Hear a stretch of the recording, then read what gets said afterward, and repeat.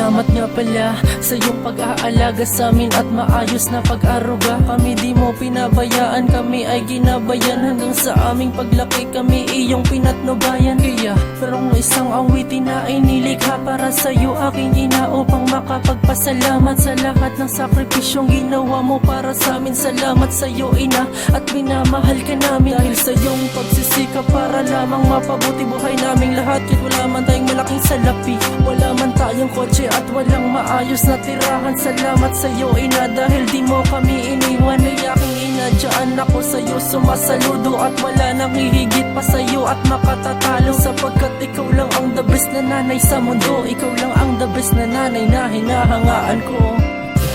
Ikaw ay laging iingatan, at ika'y hindi pababayaan.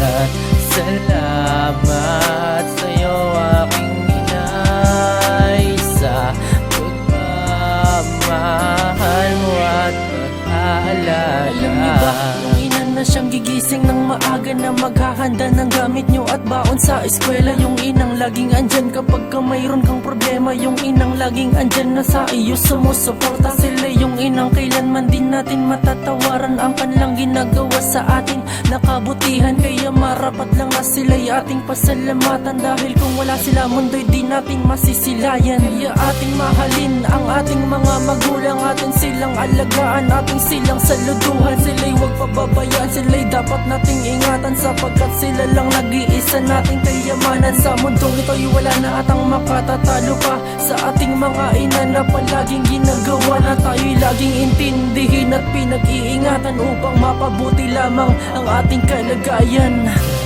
May laging iingatan, at ika'y hindi pababayaan.